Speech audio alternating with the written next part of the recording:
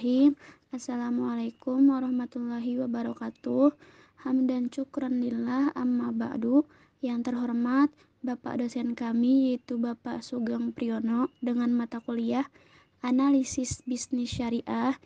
Kami dari kelompok 11 yang beranggotakan 3 orang, yaitu saya sendiri Siti Sa'diyah beserta 2 rekan saya Siti Aminah dan juga Muhammad Ridho. Kami akan mempresentasikan makalah kami dengan materi bentuk laporan analisis pada perusahaan manufaktur. Adapun analisis yang kami ambil pada makalah kali ini yaitu analisis strategi bisnis PT HM Sampurna.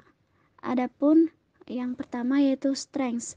Yang diambil pertama yaitu kualitas bahan baku, menguasai pangsa pasar, kredibilitas perusahaan, budaya perusahaan, dan yang terakhir nilai kapital yang besar. Kelemahannya tersendiri yaitu weakness. Yang pertama, harga yang cukup mahal, kurangnya diminati produk rokok kretek mil di internasional, kalahnya pangsa pasar, filtered dari para pesaing, modal yang cukup besar untuk mengadakan event berkala, dan yang terakhir lambatnya pertumbuhan rokok evolution. Selanjutnya yaitu opportunity atau kesempatannya yaitu masuknya Philip Morris sebagai mitra bisnis. Yang kedua, tren pasar positif untuk rokok low star low nikotis atau LTLN di Indonesia.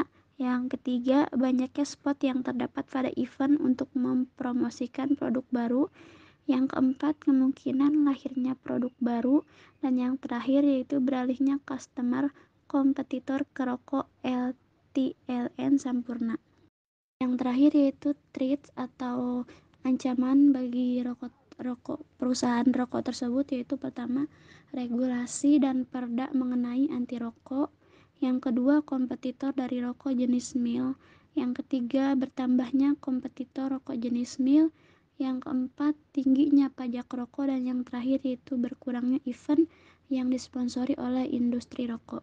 Strategi yang digunakan oleh PT Sampurna. Yang pertama itu ada market driven strategy.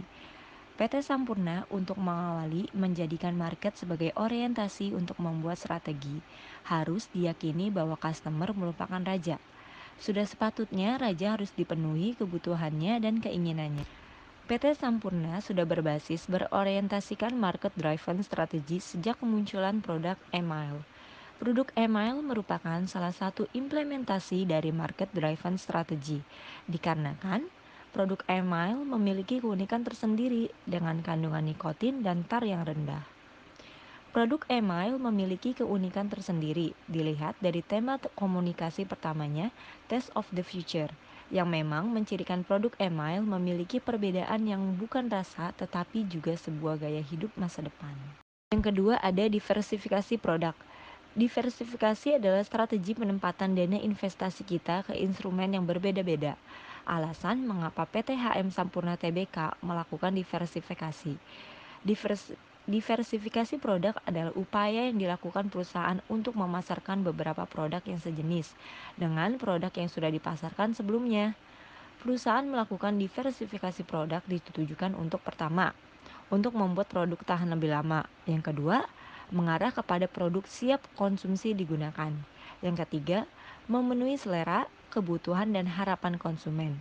Yang keempat, memperluas pasar, mempermudah transportasi, menyerap tenaga kerja, memberi nilai tambah, pendapatan dan lain sebagainya.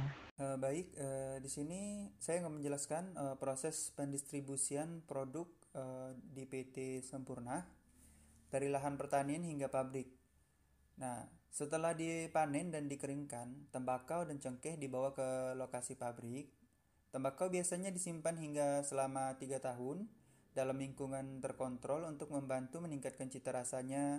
Terus cengkeh juga melewati proses penyimpanan serupa hingga selama 1 tahun itu sebelum diproses menjadi cengkeh rajangan. Tembakau yang telah disimpan akan diproses terlebih dahulu sebelum dicampur dengan cengkeh rajangan yang telah dikeringkan. Kemudian dijadikan racikan rokok yang akan dilintingkan menjadi rokok racikan yang telah selesai, yang bisa disebut cut filler yang disimpan dalam lumbung berukuran besar sebelum memasuki proses produksi rokok. Terus fasilitas linting tangan dan buatan mesin. Produksi sigaret kretek. Tangan di sigaret kretek mesin terdiri dari 3 tahapan. Yang pertama itu pemprosesan daun tembakau. Terus yang kedua produksi rokok. Yang ketiga dan pengemasan serta persiapan distribusi.